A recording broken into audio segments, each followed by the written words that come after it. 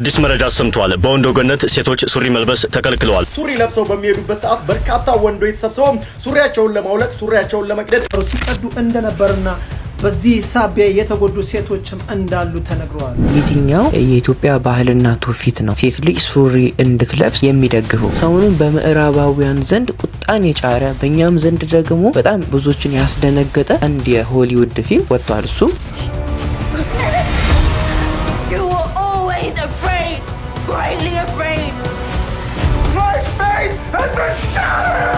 ፊልሙ የሚያተኩረው ብዙዎቻችን የምናውቀውና የምናመልከውን ጌታችን መሬታችን ኢየሱስ ክርስቶስን የልጅነት ታሪኩን በጣም አስፈሪ፣ አስጨናቂ እንዲሁም በጣም ጨካኝ በሆነ መንገድ የሚያሳይ ነው። ወይም ባጭሩ የክርስቶስ የሆረር ፊልም ልንለው እንችላለን። ሴት ሱሪ አትልበስ የሚል የመጽሐፍ ቅዱስ ክፍል የለም። በመሰረቱ ጉዳዩ ትንሽ ወደ ፌሚኒዝም አይነት የሚጠጋ ነገር ቢሆንም ነገር ግን ያው ሀሳቡን ለመግለጽ የተጠቀመችው የመጽሐፍ ቅዱስ ቃልን ስለሆነ ስህተቷ ምኑ ጋ ነው የሚለውን ነገርና ቤተክርስቲያን በእውነቱ እንዴት ብላ ነው የምታስተምረው የሚለውን የተወሰነ ነገር እናያለን ማለት ነው። ታዲያ ሱሪ የወንድ ነው ወይ የሚለውን ዘወር ብለን ብንመለከት የወንድ አልነበረም፣ ፋሽን ነው ያመጣው። ስለዚህ በመጽሐፍ ቅዱስ ሕግና ደንብ መሰረት መልበስ የምንፈልግ ከሆነ ለሴቶቹም ብቻ ሳይሆን የተቀመጠው ለወንዶችም ጭምር ነው ማለት ነው። መጽሐፍ ቅዱስ ሴት የወንድ ልብስ፣ ወንድ ደግሞ የሴት ልብስ አይልበስ ብሎ ሲናገር መጽሐፍ ቅዱስ በተጻፈበት ጊዜ ወንዶች ይለብሱት የነበረው ቀሚስ ነውና ስለዚህ መጽሐፍ ቅዱስ የሚናገሩ ስለዛ ቀሚስ ነው ብለን ስፔሲፊክ ልናረገው አንችልም። አንዳንድ ሰዎች ችግር ይሄ ነው። ክፋትን ለመስራት ኢኮኖ ብለን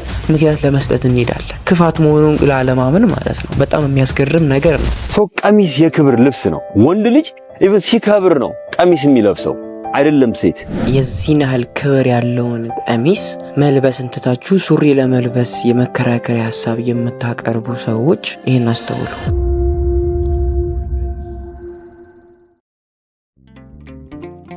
የክርስቶስ ጸጋና ሰላም ከእኔም ከእናንተም ጋር ይሁን። እንደምን አላችሁልኝ ውድ ቤተሰቦች? እግዚአብሔር ይመስገን እኔ ደህና ነኝ። አሁንም እንግዲህ ከብዙ መጥፋት በኋላ እንደምንም ብዬ በቅ ብያለሁ። እንደው ከ8000 በላይ ቤተሰብ የት ጥለህ ነው እንደዚህ የጠፋው ካላችሁኝ እውነቱን ለመናገር ይሄ ነው ብዬ ግልጽ ምክንያት ላስቀምጥላችሁ ባልችልም ብቻ ከብዙ አለመመቻቸቶች ከብዙ ምክንያቶች በኋላ እንደምንም አድርጌ በቅ ብያለሁ። እናም እንኳን ደህና ቆያችሁ። ያው እንግዲህ መገመት እንደምትችሉት ይሄ ሁሉ ጊዜ ቆይተን ስንመጣ ዩቲዩብ ሞቅ ባለ አቀባበል አይቀበለንም። ምክንያቱም አካውንቱ ሞቶና ከስሞ ስለሚጠብቀን ማለት ነው። ስለዚህ በዚህኛው ቪዲዮ ብቻ የቻለውን ያህል ልናነቃቃው ስለሚገባ አሁኑኑ ቤተሰብ ያሉናችሁ ሰዎች ከአሁን ሰዓት ጀምሮ ሰብስክራይብ በማድረግ የደውል ምልክቷን ደግሞ ኦል የሚለው ላይ በማድረግ ቤተሰብ የሆናችሁ ደግሞ ቪዲዮውን ላይክ አደረጋችሁ በኋላ የሼር ምልክቱን ነክታችሁ ዩአርኤል ኮዱን ኮፒ አድርጋችሁ ቴሌግራም፣ ኢንስታግራም፣ ቲክቶክ፣ ፌስቡክ ብቻ የምትጠቀሙት ሶሻል ሚዲያ ላይ ግሩፕም በውስጥም የምታወሩ ሰዎች ቻናልም ሊሆን ይችላል ፔስት በማድረግ ሰዎች ሊንኩን ነክተው ወደዚህ ቪዲዮ እንዲመጡ የኛውንም ስቴፕ ተከትለው ቪዲዮንም እስከ መጨረሻው አይቶ እንዲማሩበት ማድረግ እንዳትረሱ። በዚህ መንገድ ቪዲዮ ልናነቃቃው እንችላለን። ቢያንስ የኛው ቪዲዮ ከሌሎቹ ቪዲዮ ላይ የተባለ መልኩ ከ10,000 በላይ ቪው በሳምንታቶች ውስጥ ቢያገኝ በጣም ደስ ይለኛል። እንግዲህ ዛሬ የመጣሁበት መርሃ ግብር ትንሽ ለየት ያለ ነው። እሱ ሁለት በጣም የሚያስደነግጡና የሚያስገርሙ ሰሞኑን ሶሻል ሚዲያ ላይ ሲዘዋወሩ የነበሩ አነጋጋሪ ጉዳዮች ላይ የተወሰነ ምልከታና ሪፍሌክት ለማድረግ ነው የመጣሁትና የመጀመሪያው ጉዳይ እንግዲህ በዚሁ በሀገራችን ኢትዮጵያ በወንዶ ገነት ከተማ አባቶች ሴቶች ሱሪ እንዳይለብሱ ከልክለዋል በሚል ተነሳስተው አንዳንድ ወንድሞች ሱሪ በመልበስ መንገድ ላይ የሚሄዱ እህቶችን በመያዝ ሱሪያቸውን እንዲያወልቁ በማስገደድ አንዳንዶቹ ደግሞ በመቀስ በመቆራረጥ የማይሆን ድርጊት ሲያደርጉ በሶሻል ሚዲያ ላይ በመተላለፉ ምክንያት ብዙ ሰዎች ተቃውሟቸውን እያቀረቡ አንዳንዶች ጉዳዩን እየዘገቡ ሌሎች ደግሞ ከዚህ ተያይዞ ስለ ሱሪ መልበስ የራሳቸው ምልከታ ሲያስቀምጡ ተመልክቼ ነበረ እና ጉዳዩ ከተነሳ አይቀር ለመሆኑ የኢትዮጵያ ኦርቶዶክስ ተዋሕዶ ቤተክርስቲያን ሴት ልጅ ሱሪ ስለመልበሷ ምን ብላ ታስተምራለች የሚለውን ነገር ከተማርኩት አባቶች ካሉት ራሴም ከማውቀው ተነስቼ የተወሰነ ነገር እልበታለሁ ማለት ነው። ሁለተኛው ነው በጣም የሚያስደነግጠው ጉዳይ ደግሞ ሰሞኑን በምዕራባውያን ዘንድ ቁጣን የጫረ በእኛም ዘንድ ደግሞ በጣም ብዙዎችን ያስደነገጠ አንድ የሆሊውድ ፊልም ወጥቷል። እሱም ዘ ካርፔንተርስ ሰን የተባለ ፊልም ሲሆን አሁን ላይ ትሬለሩ ብቻ ነው የወጣው። ዋናው ፊልሙ የሚለቀቅበትም ቀን ይፋ ሆኖ ነው ያለው እና ይህ ፊልም የዚህን አስደንጋጭና ብዙዎችን ያስቆጣበት ምክንያትም እንግዲህ ፊልሙ የሚያተኩረው ብዙዎቻችን የምናውቀውን እና የምናመልከውን ጌታችን መሬታችን ኢየሱስ ክርስቶስን የልጅነት ታሪኩን ማለትም ከ5 ዓመት እስከ 30 ድረስ መጽሐፍ ቅዱስ ላይ ያልተጻፈውን ያን የህይወት ታሪክ ላይ በመሃል ምን ተከሰተ የሚለውን በጣም አስፈሪ፣ አስጨናቂ እንዲሁም በጣም ጨካኝ በሆነ መንገድ የሚያሳይ ነው። ወይም ባጭሩ የክርስቶስ የሆረር ፊልም ልንለው እንችላለን። ሆረር ሆኖ የክርስቶስ ፊልም የማይገጥም ነገር ነው አይደል? ይሄ ነው እንግዲህ ዓለምን ሲያነጋግርና ሲያስደነግጥ ሲያስቆጣ የነበረው። ታዲያ ስለዚህም የተወሰነ ነገር እላችኋለሁ። ብቻ የዛሬ ቪዲዮ በጣም የሚያስገርምና የሚያጓጓ ነው። እስከ መጨረሻው መከታተል ግድ ይላችኋል። አንድም የተወሰነ ትምህርት ለማግኘት፣ አንድም ደግሞ የቀረችዋን 4000 ሰዓት እንግዲህ እስካሁን 4000 ሰዓት አልሞላም። የቀረችዋን 4000 ሰዓት ለመሙላት ይጠቅመኛል ማለት ነው። አሁንም እንደቀደሙ ቤተሰብ ያልሆናችሁ ቻናሉን ሰብስክራይብ በማድረግ ቤተሰብ ሁኑ። ቤተሰብ የሆናችሁ ደግሞ ቪዲዮን ላይክ እና ሼር በማድረግ ለሁሉም አድርሱልኝ። ወደ መርሃ ግብሩ እንሂድ። መልካም፣ ወደ መጀመሪያው ሀሳብ ስንሄድ እንግዲህ በወንዶ ገነት ከተማ ተፈጠረ የተባለው ማለትም አባቶች ሴቶች ሱሪ እንዳይለብሱ ወስነዋል ብሎ አንዳንድ ግለሰቦች በመንገድ ላይ ሱሪ ለብሶ የሚሄዱ ሴቶችን በማስቆም ያደረጉት አግባብ ያልሆነ ድርጊትን ተከትሎ የተነሱት ሀሳብ ላይ በመጀመሪያ ደረጃ አባቶች በይፋ ይህንን ነገር ወስነዋል የሚለውን ነገር እኔ ለማጣራት በሞክርኩበት መንገድ እንግዲህ የተረጋገጠ ነገር አላገኘውም። ወይም በይፋ ወስኗል የሚል ነገር የሚያሳይ ነገር የለም። ምናልባት አባቶች ያንን ነገር ሲነጋገሩ ወይም ሲያወሩ ሰምተው እነዛ ግለሰቦች በግል ያንን ነገር ያደረጉት ነገር ነው ብዬ ነው የማስበው። ምናልባትም ደግሞ በይፋ ወስነውም ከሆነ ይህ ነገር አግባብ ነው ብዬ አላምንም። ምክንያቱም በህገ መንግስት ደረጃ መንግስት ያንን ነገር አይቶ ተረድቶ ወይም ደግሞ የከተማ አስተዳደር ነገሩን አይቶ ካልወሰነው በስተቀር በአባቶች ወይም በሃይማኖት አባቶች ብቻ የሚወሰን ነገር አይደለም ማለት ነው ይሄ ነገር። ሲቀጥል ደግሞ ግለሰቦቹ በሴቶቹ ላይ ያደረጉት ነገር አግባብ ነው ብዬ እንደ ቤተክርስቲያን ሰውም እንደ አንድ ግለሰብም የምቀበለው ነገር አይደለም። ነገር ግን ታዲያ ይህንን ነገር ያነሳውበት ምክንያት ያንን ሀሳብ ተከትሎ አንዳንድ ሰዎች በግላቸው ሴት ልጅ ሱሪ ስለመልበሷ ያነሱት ሀሳብ ላይ ሪፍሌክት ለማድረግ ነው። እነዛም ቪዲዮዎች ተመልክተን ሀሳብ የምሰጥበት ሲሆን ከዛ በፊት ግን ብሩክ ኒውስ የተባለ አንድ ወንድማችን የሰጠውን ዘገባ እስኪ አንድ እንመልከተው። እዚህ ሰዓት የሰማሁት መረጃ እጅግ በጣም የሚያሳዝን ነው። በወንዶ ገነት የሀገር ሽማግሌዎች ሴቶች ሱሪ እንዳይለብሱ ወስነዋል በሚል በርካታ ሴቶች ላይ የደቦ ጥቃት እየተፈጸመ መሆኑን እየተመለከት እንገኛለን። በቪዲዮ ከተጋሩት ላይ ከተመለከትኩት መሃል ታዲያ እቺንም ሴት ጨምሮ ሌሎችንም ሴቶች ሱሪ ለብሰው በሚሄዱበት ሰዓት በርካታ ወንዶች ተሰብስበው ሱሪያቸውን ለማውለቅ፣ ሱሪያቸውን ለመቅደድ እንደዚሁም ደግሞ ሱሪያቸውን በመቀስ ሲቀዱ የሚያሳዩ ቪዲዮዎች በሰፊው እየተሰራጩ ይገኛሉ። ይህ እጅግ በጣም አስነዋሪ የተባለ ነገር ሲሆን እነዚህን ሴቶች ታዲያ ከጥቃት ልንከላከላቸው ይገባል። ይህንን ጥቃት የፈጸሙ ሰዎችም ታዲያ በህግ ሊጠየቁ ይገባል።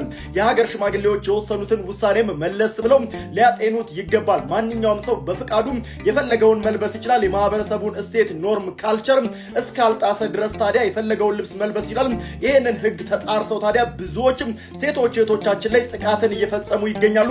ይህንን የህግ ባለሙያዎች ሊመለከቱት ይገባል። አንድ እዚህ ጋር ያነሳው አንቀጽ አለ። እንግዲህ እሱ ምንድነው? የማህበረሰቡን እሴት፣ ኖርም፣ ካልቸር እስካልጣሰ ድረስ።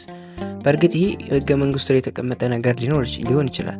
ግን እዚህ ጋር ጥያቄ የሆነብኝ ነገር የሴቶች ሱሪ መልበስ የማህበረሰቡን ወይም ደግሞ አጠቃላይ የኢትዮጵያን ባህል ትውፊት የጣሰ አይደለም ልንል እንችላለን። ወይም ደግሞ የትኛው የኢትዮጵያ ባህልና ትውፊት ነው ሴት ልጅ ሱሪ እንድትለብስ የሚደግፈው ወይም ደግሞ ሱሪ መልበሷ የትኛውን የኢትዮጵያ ባህልና ህግ ነው የማይጥሰው ወይም ደግሞ ኢፌክት የማያደርገው? ይህን ለእናንተ የምጠይቁ ጥያቄ ነው። ራሳችሁ ኮመንት ላይ የራሳችሁን ሀሳብ አስቀምጡልኝ። ዘገባው ይህንን ይመስላል። አሁን ያልኳችሁ ጥያቄ እንዳለ ሆኖ ነገር ግን አንዳንድ ሰዎች ይህንን ተከትሎ ከመጽሐፍ ቅዱስ ጥቅስ ጋር በማገናኘት ሴት ልጅ ሱሪ ስለመልበሷ ኦፊሻል ለማድረግ ወይም ደግሞ ሱሪ እንድትለብስ ለመገፋፋት ያንን ህግ በቃ ሱሪ መልበሷ ህጋዊ ለማድረግ የሚሄዱበት ርቀት በጣም ነው የሚገርመኝ። እና ያንን ለማድረግ ከሚጥሩት ውስጥ አንዷ እንግዲህ ይችኛዋ እንስት ናት ማለት ነው። እና ያለችውን ነገር እስኪ አንዴ እንስማው። ሴት ሱሪ አትልበስ የሚል የመጽሐፍ ቅዱስ ክፍል የለም። ትላንትና በወንዶ ገነት ከተማ በተፈጠረው ርዕሰ ጉዳይ ላይ ሀሳብ አንስቼ ነበረ። በዚህም ሀሳብ ላይ ሽማግሌዎቹ ልክ ናቸው፣ ሴት ሱሪ መልበስ የለባትም ብላችሁ ስትከራከረው የነበራችሁ ሰዎች አላችሁ። ለእናንተ መልስ ለመስጠት ነው። ዘዳግም 22:5 ላይ ሙሴ ሴት የወንድን ልብስ አትልበስ፣ ወንድም ደግሞ የሴትን ልብስ አይልበስ የሚል የመጽሐፍ ቅዱስን ክፍል በመጠቀም ነው። ሴት ሱሪ አትልበስ የሚል ውይይት ጋር ከመሄዳችን በፊት ግን ታሪክን ዘወር ብለን መቃኘት ይኖርብናል። በጊዜው የነበሩ ወንዶችና ሴቶች በዛ ጊዜ ምንድን የሚለብሱት የሚለውን መጽሐፍ ቅዱስ በድርጊቶች መካከል ይነግረን ነበር። እንደ ምሳሌ ዳዊት በሚያመልክበት ሰዓት ቀሚሱ ተገልቦ ጭኖቹ እንደታዩ ይናገራል። ኢየሱስም በምድር ላይ በሚንቀሳቀስበት ሰዓት ቀሚሱን ነኩት፣ ቀሚሱን ነካችሁ፣ በቀሚሱ ላይ ዕጣ ተጣጣሉ የሚል። በተጨማሪ ደግሞ የኢየሱስን ፊልሞች አይታችሁ ከሆነ አብዛኛዎቹ የሚለብሱት ቀሚስ ነበረ። ሴቶቹም ወንዶቹም ቀሚስ ነበር የሚለብሱት ማለት ነው። ጳውሎስም ጭምር ከቀሚሱ ላይ ጨርቅ እየወሰዱ የሚሉ ቀሚስ ይለብሱ እንደነበረ ይናገራል ማለት ነው። ስለዚህ ሴቶችም ወንዶችም ቀሚስ ነበር የሚለብሱት። ነገር ግን የወንዶቹ ቀሚስ ከጉልበታቸው ከፍ ያለ ጭናቸውን የሚያሳይ ወይም ከጭናቸው ዝቅ ያለ ቀሚስ ነበር የሚያደርጉት የነበረው ማለት ነው። ታዲያ ሱሪ የወንድ ነው ወይ የሚለውን ዘወር ብለን ብንመለከት የወንድ አልነበረም፣ ፋሽን ነው ያመጣው። ስለዚህ በመጽሐፍ ቅዱስ ሕግና ደንብ መሰረት መልበስ የምንፈልግ ከሆነ ለሴቶቹም ብቻ ሳይሆን የተቀመጠው ለወንዶችም ጭምር ነው ማለት ነው። ሴቶቹ መልበስ ያለባቸው ቀሚስም ይሁን ሱሪም ይሁን ምንም ነገር መልበስ ይችላሉ። ነገር ግን መታየት የሌለበትን የሰውነት ክፍላቸውን ሊያሳይ የሚችል አይነት አለባበስ ነው መልበስ የሌለባቸው። ወንዶቹ ደግሞ መልበስ የሌለባቸው ሴት ሊያስመስላቸው የሚችል አይነት አለባበስ በጭራሽ መልበስ የለባቸውም። ይህ ነው እንግዲህ። ስለዚህ ለሴት ሲሆን አይክረርባችሁ ለማለት ነው። መልካም እሺ፣ ይህን ይመስላል እና የተወሰነ ነገር እንበልበት። በአጭሩ እንግዲህ ለማለት የፈለገችው ሴት የወንድን ልብስ ወንድ ሴትን ልብስ አይልበስ የሚልን ጥቅስ አንስታችሁ ሴት ልጅ ሱሪ መልበስ የለባችሁም የምትሉ ከሆነና በአጠቃላይ እንደ መጽሐፍ ቅዱስ ሕግ መመራት ካለብን በመጽሐፍ ቅዱስ ላይ ያሉ ሰዎችም ሱሪ ሳይሆን ቀሚስ ነበረ የሚለብሱት። ስለዚህ ሱሪ በመጽሐፍ ቅዱስ የወንዶች ልብስ ተደርጎ ስላልተደነገገ ሕጉ ለሴቶች ብቻ ሳይሆን ለእናንተም ለወንዶችም ጭምር ነው አይነት ሀሳብ የያዘ ነገር ነው ያነሳችሁ። በመሰረቱ ጉዳዩ ትንሽ ወደ ፌሚኒዝም አይነት የሚጠጋ አይነት ነገር ቢሆንም ነገር ግን ያው ሀሳቡን ለመግለጽ የተጠቀመችው የመጽሐፍ ቅዱስ ቃልን ስለሆነ ስህተቷ ምኑ ጋ ነው የሚለውን ነገርና ቤተክርስቲያን በእውነቱ እንዴት ብላ ነው የምታስተምረው የሚለውን ነገር እንዲሁም ደግሞ መግበሪያ የተጠቀመችውን ሴት ልጅ ሱሪ አትልበስ የሚለው ሕግ ቀጥታ መጽሐፍ ቅዱስ ላይ አልተጻፈም ብላ ያነሳችውን ሀሳብ ላይ መሰረት አድርገን የተወሰነ ነገር እናለን ማለት ነው። አሁንም አብራችሁን ቆዩ። በመጀመሪያ ደረጃ የተሳሳታችበት ብዬ የማስበው እንደ መጽሐፍ ቅዱስ ሕግ መመራት ካለብን መጽሐፍ ቅዱስ ላይ ያሉት ወንዶች እንዳለ ይለብሱ የነበሩት ቀሚስ ነው። ስለዚህ መጽሐፍ ቅዱስ ሱሪ የወንድ ልብስ ነው ብሎ ኦፊሻል አድርጎ አልደነገገም ብላ የገለጸችበትን መንገድ ስህተቷ። እውነቱን ለመናገር በእርግጥ ስለ ሱሪ መጽሐፍ ቅዱስ ላይ የተነሳ ሀሳብ የለም። መጽሐፍ ቅዱስ አግባብ የሆነ አለባበስ እንድንለብስ እንጂ ሱሪ ቀሚስ ምናምን ብሎ የለየበት ቦታ የለም እና አግባብ የሆነ ልብስ ስንል ታዲያ እንደ ማህበረሰቡ ካልቸር፣ ባህል፣ ትውፊት፣ አስተሳሰብ ይለያያል። በድሮ ዘመን የእስራኤላውያን ባህልና ትውፊት ታዲያ ወንዶች ቀሚስን እንዲለብሱ የሚገፋፋ ወይም ደግሞ የሚፈቅድ ነበር። ስለዚህ በዛን ጊዜ ክርስቶስ ዘመንም ከዛ በፊትም ወንዶች ይለብሱ የነበረው ቀሚስ የነበረው ለዛ ነበር። ነገር ግን በዘመናት ሂደት የማህበረሰቡን ካልቸር በማይነካ መልኩ እየተሻሻለ መጥቶ የወንዶች ልብስ ምን እየሆነ መጣ? ሱሪ ወደሚባለው ነገር እየተቀየረ ነው። በዛን ጊዜ ቀሚስ ይለብሱት የነበረው ትውፊቱ ባህሉ ያ ስለነበረ ነው። አሁን ላይ ደግሞ ትውፊትና ባህሉ የወንዶች ልብስ ምን አድርጎታል? ሱሪ አድርጎታል ማለት ነው ከቀሚስ ይልቅ። ቀሚስን ለማን ሰጠ ማለት ነው? ለሴቶች ሰጥቷል ማለት ነው። ስለዚህ ብቸኛ የወንድ ልብስ ሱሪ ነው ማለት ነው እና መጽሐፍ ቅዱስ ሴት የወንድ ልብስ ወንድ ደግሞ የሴትን ልብስ አይልበስ ብሎ ሲናገር መጽሐፍ ቅዱስ በተጻፈበት ጊዜ ወንዶች ይለብሱት የነበሩት ቀሚስ ነውና ስለዚህ መጽሐፍ ቅዱስ የሚናገሩት ስለዛ ቀሚስ ነው ብለን ስፔሲፊክ ልናረገው አንችልም። በየዘመኑ ባለው ትውፊትና ባህል መሰረት የሴት ልብስ የወንድ ልብስ ተብሎ ተለይቶ በተቀመጠው ሕግ መሰረት የወንድ የሆኑን ሴት መልበስ አይችልም፣ የሴት የሆኑን ወንድ መልበስ አይችልም ብሎ ለመናገር ነው ይሄ ቃል የተጻፈው። በዚህ መልኩ ነው ልንረዳው የሚገባው ማለት ነው። ሁለተኛው ደግሞ መግቢያ ላይ የተጠቀመችው አንድ ቃል አለ። ሴት ልጅ ሱሪ አትልበስ የሚል መጽሐፍ ቅዱስ ላይ የተጻፈ ሕግ የለም የሚል ማለት ነው። ኦፍኮርስ ቀጥታ የተጻፈ ቃል የለም። ነገር ግን መጽሐፍ ቅዱስ ላይ ሱሪ አትልበስ ተብሎ ስፔሲፊክ ሆኖ ሳይሆን የተጻፈው አግባብ ያልሆነ ልብስ እንዳለብስ ነው መጽሐፍ ቅዱስ የሚያዘው። እሱም በአንደኛ ጢሞቴዎስ ምዕራፍ 2 ከቁጥር 9 እስከ 10 ላይ እንደሚል ቃል እናገኛለን። እንዲሁም ደግሞ ሴቶች በሚገባ ልብስ ከእፍረትና ራሳቸውን ከመግዛት ጋር ሰውነታቸውን ይሸልሙ፣ እግዚአብሔርን እንፈራለን ለሚሉት ሴቶች እንደሚገባ መልካም በማድረግ እንጂ በሹሩባና በወርቅ ወይም በእንቁ ወይም በዋጋው እጅግ በከበረ ልብስ አይሸለሙ ይላል። በሚገባ ልብስ ወይም ስርዓት ባለው ልብስ ማጌጥ እንዳለባቸው መጽሐፍ ቅዱስ ሲናገር ከምን አንጻር ነው ብለን ስንተረጉም ያን መጽሐፍ ቅዱስ ሲጻፍ ከነበሩ አንጻር ብቻ ሳይሆን አሁን በማህበረሰቡ ባህልና ትውፊት አስተሳሰብ እንደ ቤተክርስቲያን ማስተምህሮ አግባብ የሚባለው ልብስ መሰረት አድርጎ ነው። በአሁን ዘመንም ሆነ በመጽሐፍ ቅዱስ አስተምህሮ አግባብ የሆነው የሴቶች አለባበስ የትኛው ነው ብለን ስናስብ ሱሪን እዚሁ ልናካትት አንችልም። እንዴት የሚለውን እነግራችኋለሁ። ከዛ በፊት ግን አንድ ማወቅ ያለባችሁ ነገር ቤተክርስቲያን ብቸኛና ብቸኛ አስተምህሮቷ ወይም ደግሞ እንድንጠበቅ የምታስጠነቅቀን ወደ ኃጢአት ከሚመራን ነገር ነው። ወደ ኃጢአት ደግሞ የምንመራበት ብዙ መንገዶች ሲኖሩ ከነዛ ውስጥ አንዱ አለባበሳችን ነው። ከነዛ አለባበሶች ውስጥ ደግሞ የሴቶች አለባበስ አንደኛው ሲሆን ከዛ ውስጥ ሱሪ አንዱ ነው። ሱሪ እንዴት ወደ ኃጢአት የሚመራ አለባበስ ሆነ ካላችሁኝ፣ በመሰረቱ የሴት የሰውነት ቅርጽ የሚያሳይ አለባበስ በሙሉ ትክክልና አግባብ ያልሆነ አለባበስ ነው። ምክንያቱም ወንድሞችን ወይም ወንዶችን ወዳልተገባ የዝሙት ሐሳብ ስለሚመራ። በነገራችን ላይ ሱሪ ብቻ አይደለም፣ አጫጭር ቀሚስም ሆኖ ደግሞ ሰውነት ላይ የሚጣበቁ ስስ ሆኖ ደግሞ ብርሃን በውስጣችሁ ሲያልፍ የውስጠኛውን የሰውነት ክፍል የሚያሳዩ ቀሚሶችም ጭምር በቤተ ክርስቲያን የተፈቀዱ አይደሉም። ምክንያቱም የሴቶች ሰውነት ሲታይ ወዳልተገባ የዝሙት መንፈስ ሰዎችን ስለሚበራ ስለሚያሰናክል ነው። ታዲያ በዚህና በተለያዩ ምክንያቶች እንደነዚህ አይነት አለባበሶች በቤተ ክርስቲያን አይደገፉም፣ አይፈቀዱም። ስለዚህ ከነዛው ሱሪ አንዱ ነው ማለት ነው። ይሄንን ሐሳብ ስናነሳ ደግሞ አንዳንድ ሴቶች የመከራከሪያ ሐሳብ ብሎ ምን ያነሳሉ? የወደቀው የተሰናከለው ያ ሰው ነው፣ እኔ እያላልኩትም ራሱን የተሰናከለበት እኛን ለምን ተጠያቂ ታደርጋላችሁ የሚል ሐሳብ ያነሳሉ። እውነቱን ለመናገር መጽሐፍ ቅዱስ ላይ ጌታችን መድኃኒታችን ኢየሱስ ክርስቶስ ቃል በቃል የተሰናከለውን ብቻ ሳይሆን ያሰናከለውም ጭምር ሊቀጣ እንደሚገባና ትክክል እንዳልሆነ ተናግሯል። እሱም በማቴዎስ ወንጌል ምዕራፍ 18 ከቁጥር 6 ላይ እንደሚያል ቃል እናገኛለን። ከነዚህ ከታናናሾቹ አንዱን የሚያሰናክል የወፍጮ ድንጋይ በአንገቱ ታስሮ ወደ ጥልቅ ባህር መስጠም ይሻለው ነበር ይላል። ይህ የጌታችን ቃል በቃል የተነገረው ንግግር ላይ ማስተዋል ያለብን ከእነዚህ ከታናናሾቹ ብሎ ጌታችን የገለጸው ቃል አንድም ተብሎ በአባቶች ሲተረጎም ታናናሾች የተባሉት ወደ ቤተ ክርስቲያን ብዙ ያልቀረቡ መንፈሳዊ እውቀት ብዙም የሌላቸው ታናናሽ የተባሉ ትንሽ እውቀት ያላቸው ወንድሞች ናቸው። ስለዚህ እነዚህ ሰዎች ደግሞ ለዝሙት ወይም ደግሞ ለዝሙት ሐሳብ በቀላሉ የተጋለጡ ናቸው። አንዳንዶች እስከ ድርጊት ድረስ ማለት እስከ ማድረግ ድረስ የሚሄዱበት ርቀት አለ። ስለዚህ እነዚህን ሰዎች የሚያሰናክል የዚህን ያህል ቅጣት ይገባዋል ካለ እንግዲያውስ ያሰናከለም ተጠያቂ ነው ማለት ነው። እንደኔ በጣም የሚገርመኝ ነገር ክፋት ለመስራት ትክክለኛ ነገር ለማድረግ ምክንያት ከምንደረደር ምን አለ ላለማድረግ ምክንያት ብናበዛ። ያንዳንድ ሰዎች ችግር ይሄ ነው። ክፋትን ለመስራት ይሄ እኮ ነው ብለን ምክንያት ለመስጠት እንሄዳለን። ክፋት መሆኑን ላለማመን ማለት ነው። በጣም የሚያስገርም ነገር ነው።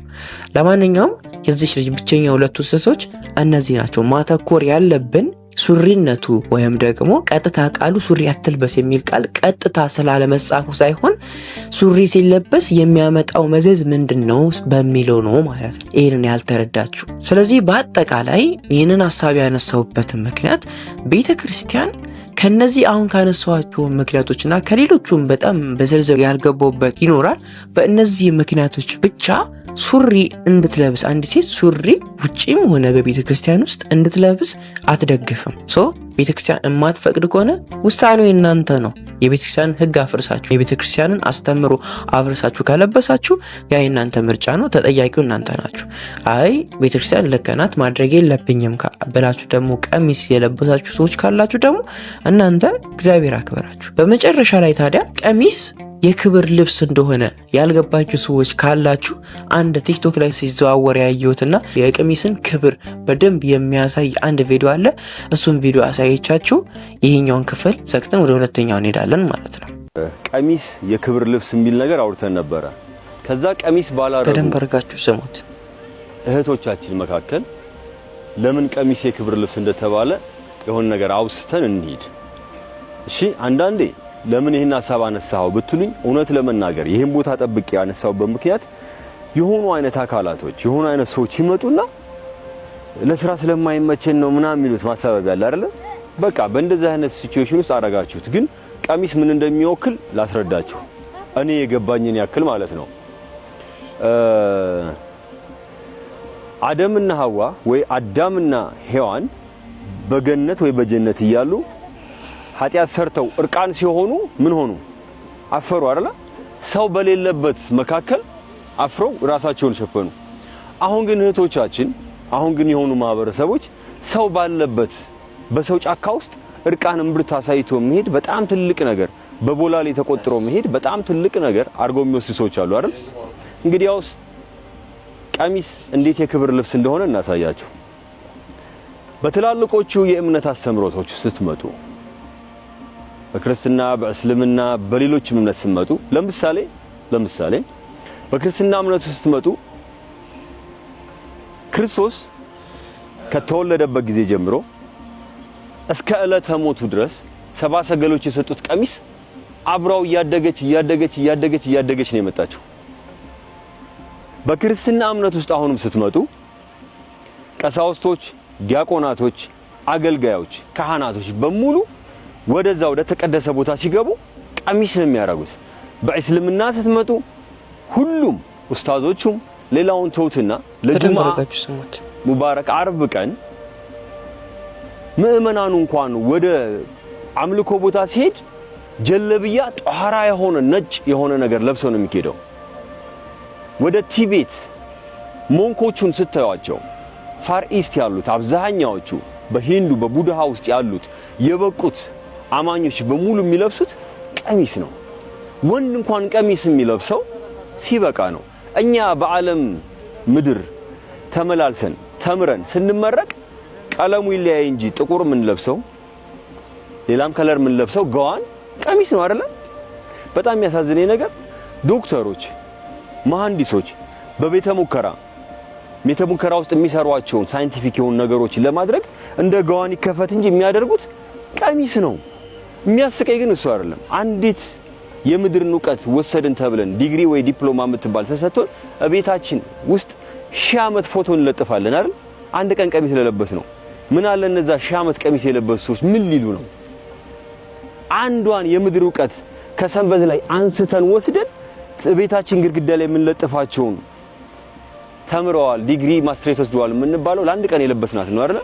1000 ዓመት ቀሚስ ብንለብስ ምን ልናደርግ ነበር? እቺ ምድር ምን እናስመስላት ነበር? ሰው ቀሚስ የክብር ልብስ ነው።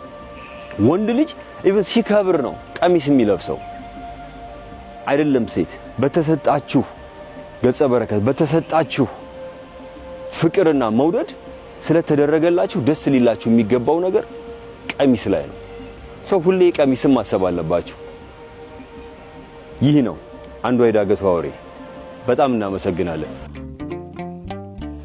እኛም እናመሰግናለን። እና የዚህን ያህል ክብር ያለውን ቀሚስ መልበስ እንትታችሁ ሱሪ ለመልበስ የመከራከሪያ ሀሳብ የምታቀርቡ ሰዎች ይህን አስተውሉ። የመጀመሪያ ሀሳብ ይህንን ይመስላል። ወደ ቀጣዩ እንለፍ። ሌላኛውና ሁለተኛው ጉዳይ እንግዲህ ዓለምን በጣም ሲያነጋግርና ሲያስቆጣ የነበረው የክርስቶስ የሆረር ፊልም ሎቱ ስብሐት እንደው ለመጥራት ራሱ በጣም ይከብዳል፣ ግን አገራረጹ እንደዛ ስለሆነ ነው። የክርስቶስ የሆረር ፊልም ዘ ካርፔንተርስ ሰን ብለው ያወጡት አዲሱ ፊልም ነው እንግዲህ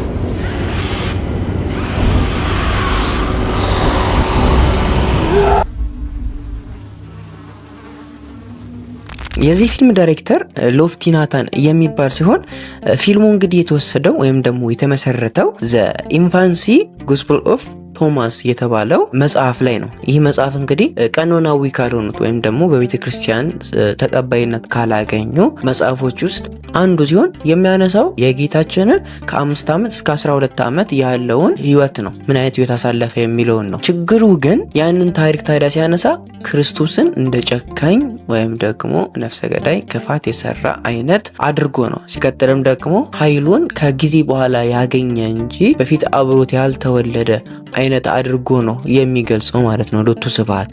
ታዲያ ከእንደዚህ አይነት መጽሐፍ የተወሰደ ፊልም ነው ሲባል መገመት እንደምትችሉት ይህ ፊልም ትክክል ያልሆነና አጸያፊ የሆነ ፊልም ነው ማለት ነው። ይህ ፊልም የተቀረጸው በሮም እና በግብጽ ውስጥ ሲሆን የፊልሙ ታሪክ እንግዲህ የሚያጠነጥነው እንዴት ነው? የሆነ ዘቦ ወይም ደግሞ ልጅ የተባለ ሰው አለ። እሱም ያው ክርስቶስ ነው ማለት ነው። የአናጢው ልጅ ተብሎ የተገለጸው ማለት ነው። ይህ ታዲያ በአንድ ምስጢራዊ ሕፃን ወይም ደግሞ የማይታወቅ ሕፃን ምክንያት ከዛ ከአባቱ ከዮሴፍ ጋር ይጣላል። ከዛ ተጣልቶ ባለበት በሸሸበት ወቅት አንድ የሆነ የተሰጠ ከላይ ከእግዚአብሔር የተሰጠው መለኮታዊ ኃይል እንዳለ ያውቃል ከጊዜ በኋላ ማለት ነው። ነገር ግን ያንን ኃይል ተጠቅሞ አንዳንድ አጸያፊ የሆኑ ትክክል ያልሆኑ ነገሮችን ድርጊቶችን ሲያደርግ ያሳያል። ከዛ በኋላ ያ ምስጢራዊ ሕፃን የተባለው ነገር ደግሞ መጨረሻ ላይ ሲጋለጥ ሰይጣን እንደሆነ ይታወቃል ማለት ነው። እና ያንን ሲያስደርገው የነበረው እሱ እንደሆነ ይታወቃል ነው። ባጭሩ የዚህን አይነት ሀሳብ የያዘ ነው ፊልሙ። አስቡት እንግዲህ የምናውቀውን ታሪክ በምን አይነት መንገድ ዘበራረቀው ተመልከቱ። ከዚህ ውጪ ሌላ በጣም የሚያሳዝነውና የሚያስደነግጠው ነገር ደግሞ በዚህ ፊልም ላይ የተሳተፉት ገጸ ባህሪያት እና ማንነታቸው ነው። የመጀመሪያው እንግዲህ የካርፔንተርስ ወይም ደግሞ አናጢ የተባለው ቅዱስ ዮሴፍን ተክቶ የሱን ገጸ ባህሪ ወስዶ የሚሰራው ኒኮላስ ኬጅ የተባለው ሰው ሲሆን የዚህ ሰውዬ ሪል ላይፍ በጣም አጸያፊና ከሴጣን አምልኮ ጋር የተገናኘ ነው። ከሚኖርበት ቤት ነገረ ስራ ሁሉ ከዛ በፊትም የሰራበት ፊልሞች እንዳለ በጣም አስቀያሚ አይነት የሚባሉ ናቸው። ታዲያ ይህ ነው የቅዱስ ዮሴፍን ገጸ ባህሪ ወስዶ የሚሰራው። ሌላኛው ደግሞ በጣም የሚያስደነግጠው በጣም የምንወዳት የምናከብራት የእመቤታችን የቅድስት ድንግል ማርያምን ገጸ ባህሪ ተከታ የምትሰራዋ ደግሞ ኤፍኬኤ ትዊክስ አይ ቲንክ ስሙ አጠራሩን ካልተሳሳትኩ ኤፍኬኤ ትዊክስ የምትባለዋ ሴት ስትሆን እቺ እንግዲህ በራሳችሁ መንገድ ገብታችሁ ማየት ትችላላችሁ። ፎቶዎቿ የምትቀርብበት መንገድ ስራዎቿ በሙሉ የሚያሳዩት በጣም አስቀያሚ የሆነች አይነት ወይም ደግሞ ከባዕድ አምልኮ ጋር የሆነ የሚያቆራኛት ነገር እንዳለ ያሳያል። እንደምታዩት ፎቶዎቿ እንዳለ ጤነኛ አይደለም። ታዲያ እንደዚህ አይነት ሴት ናት የእመቤታችንን ገጸ ባህሪ ተከታ የምትሰራ። ሌሎቹም እንደ ኖህ ጁፕ የሚባሉ ደግሞ የጌታችንን ገጸ ባህሪ ተከቶ የሚሰራ ነው። እና ደግሞ አይላ ጆንስተን የምትባለዋ ደግሞ ሚስጥራዊ ሕፃን ወይም ደግሞ ሴጣን ተደርጋ የምትገለጸዋ ሴት ናት ማለት ነው። ስለዚህ እነኚህ ናቸው በዋናነት ገጸ ባህሪ ተከቶ የሚሰሩት። አስቡት እንግዲህ በዚህን ያህል ርቀት ነው እንግዲህ ጌታችንን አቅልለው እንግዲህ ለሱ የሆረር ፊልም ለመስራት የተዘጋጁት። ሎቱ ስብሐት በጣም የሚያስደነግጥ ነገር ነው። እና ይህ ፊልም ይለቀቃል ተብሎ የታቀደበት ቀን እንግዲህ እንደ አውሮፓውያኑ አቆጣጠር በህዳር 14 2025 ዓመተ ምህረት ሲሆን ማግኖሊያ ፒክቸርስ በሚባል ሚዲያ ነው እንግዲህ የሚሰራጨው ተብሏል። ገና ካሁኑ የተለያዩ ሚዲያዎች በእነሱ ላይ እንዳይተላለፍ ፊልሙን ቢያግሩትም እስካሁን ከመቀረጽና ኤዲት ከመደረግ አልቆመም በሚያሳዝን ሁኔታ ማለት ነው። እናም ስለ ፊልሙ ይሄን ያህል ካለን በስተመጨረሻ እኔ ማለት የምፈልገው ነገር ይህ ሁሉ ነገር የሚያሳየን የመጨረሻው ዘመን መቃረቡ ነው። እንግዲህ ጌታችን የተናገረው ትንቢት ደርሷል። እንኳን እኛ በክርስቶስ ስም ያመንነው ነገርና ክርስቶስን ራሱ ነው ለማሳደድ የሚሄዱበትን ርቀት በዚህ መልኩ እያሳዩን ነው። ይህ ደግሞ የትንቢቱ ፍጻሜ የትንቢቱ መጀመሪያ ላይ መሆናችንን ያሳያል። ስለዚህ ቤተሰብ ከዚህ በኋላ ያለውን እንግዲህ ለቀባሪው ማርዳት ነው የሚሆነብኝ። ምን ማድረግ እንዳለባችሁ የምታውቁ ይመስለኛል። በጊዜ ንስሐ መግባት፣ ስጋ ወደሙ መቀበል፣ ጾም፣ ጸሎት፣ ስግደት በብርቱ የሚያስፈልግበት ሰዓት ላይ ነን። የክርስቶስ መምጫው ቀርቧል። ለእነዚህም እንደየስራቸው ዋጋቸውን ሊሰጥ ዳግም ይመጣል። እስከዛው ድረስ ግን የሚያደርጉትን አያውቁምና ይቅር በላቸው ብለን መርሃ ግብራችንን እንጨርሳለን ማለት ነው። እንግዲህ የተከበራችሁ ውድ ቤተሰቦቼ ዛሬ እንግዲህ ይዤላችሁ የመጣሁት መርሃ ግብር ይህንን ይመስል ነበረ። እንደወደዳችሁ ተስፋ አድርጋለሁ። ብዙ እውቀትም እንዳገኛችሁበት አልጠራጠርም። እንግዲህ በዚህ ባነሳሁት ሀሳብ ላይ ቅር ያላችሁ፣ ጥያቄ የፈጠረባችሁ ነገር ካለ በዚህ ቪዲዮ ኮመንት ላይ አስቀምጡልኝ። በቻልኩት መጠን አይቼ በቀጣይ ቪዲዮ ላይ መልስ የምሰጥበት ይሆናል። እስካሁን ስለተከታተላችሁኝ ከልብ አመሰግናለሁ። በቀጣይ ቪዲዮ እስከምንገናኝ ድረስ ቸር ቆዩልኝ።